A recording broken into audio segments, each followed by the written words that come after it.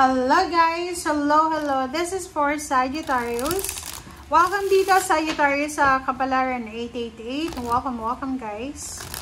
Alamin natin kung anong messages, vibration, gabay, energy para sa inyong lahat. Hi Sagis! So I hope na maka-resonate kayo dito. Sagittarius, bago ka ba sa channel ko? Kung bago ka, please like, share, and subscribe guys. Para mapanood mo yung mga messages natin everyday. Hindi lang ako nagre-read pag may mga importante akong ginagawa. Halimbawa, masama yung pakiramdam ko, negative energy yung nararamdaman ko, hindi ko nagre-read pag ganun.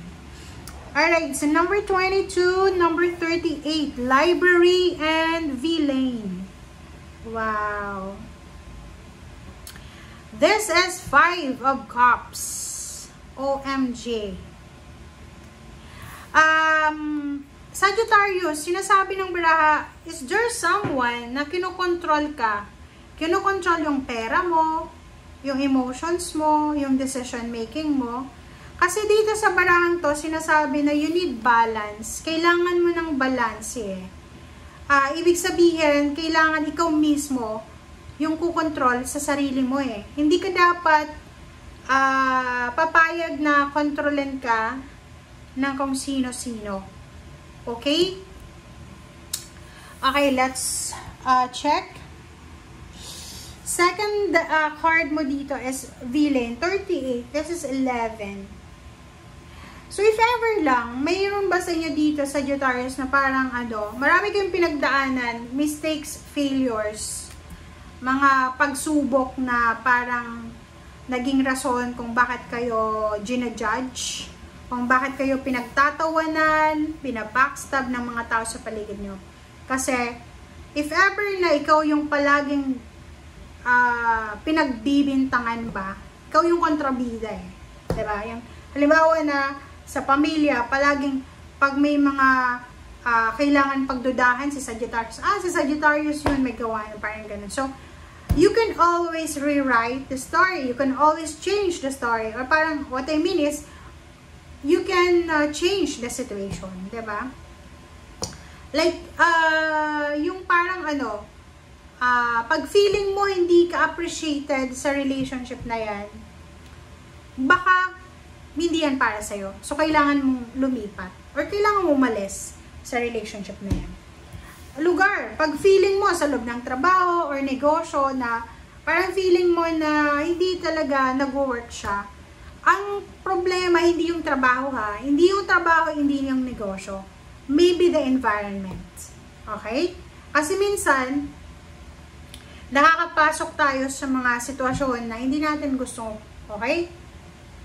But, yun na nga, may pagkakataon tayo na ulitin, i-correct yung mga mistakes natin.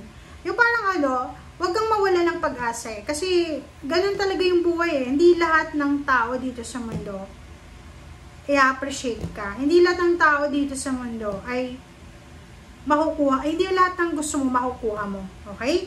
So, pag nagkakamali tayo, may mga nagagawa tayong hindi maganda, we have the opportunity also na ayusin ang gulo. May pagkakataon tayo na isettle, parang ganun.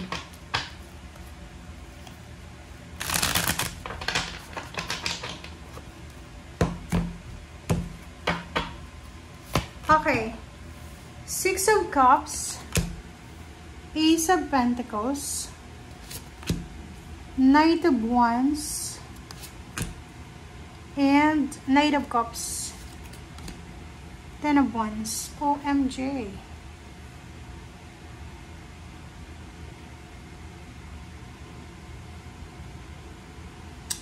Okay, so sa ilalim mo dito is Judgment and King of Cups.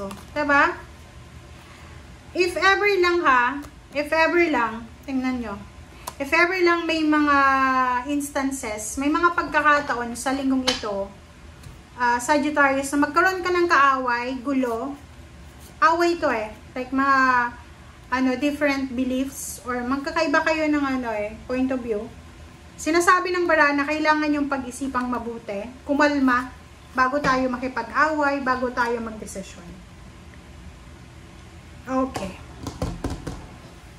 Six of Cups, Ace of Pentacles. Nakikita natin dito na pwedeng ikaw ay OFW ka ba or nakatira ka sa malayong lugar. Maybe sa linggong ito ay posibleng babalik ka sa lugar kung saan ka lumaki.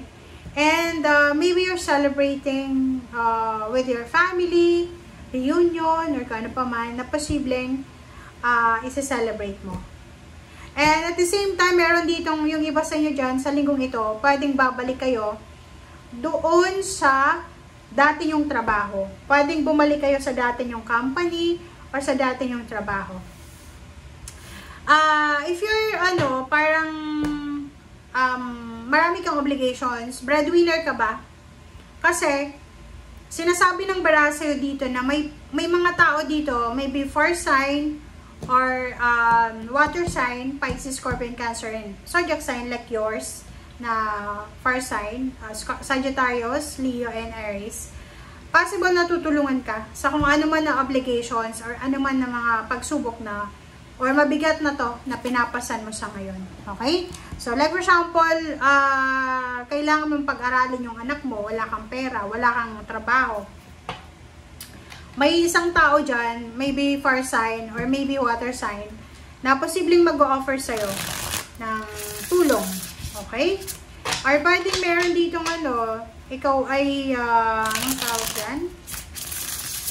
Possible ka na naghahanap ng katulong talaga.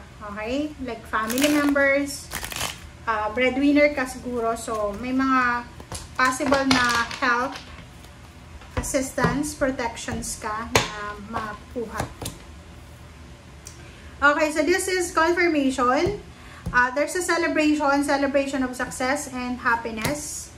Hermit, nakikita ko you're at peace sa linggong ito. So, kung may mga pagkakataon na may mga away gulo, just let go. And nakikita ko sure dito na merong pagkakataon sa linggong ito na maayos talaga yung magulo sa buhay mo. May Capricorn energy dito. Mag-iingat ka sa Capricorn kasi lahat ng zodiac signs na water sign and fire sign, mag-ingat kayo sa Capricorn kasi yung Capricorn na yan, sila yung maging rason para mag-away-away yung lahat sa paligid nyo. Okay? So, temptation siya eh. Diba? Para siyang balimbing ba? Okay? So, mag-iingat ka kasi yung taong yan ay posibleng maging rason para masira ang relationship mo. Especially, siya, tungkol sa pinaglalaban mo, hindi siya fair eh. Manluloko siya. So, mag-iingat tayo. Okay? Mag-iingat ka, Sagittarius, kung ikaw ay pipirma ng kontrata. Mag-iingat ka kung ikaw ay magta-travel, documents, any parang important na gagawin mo sa linggong ito. Okay? Thank you guys. Bye!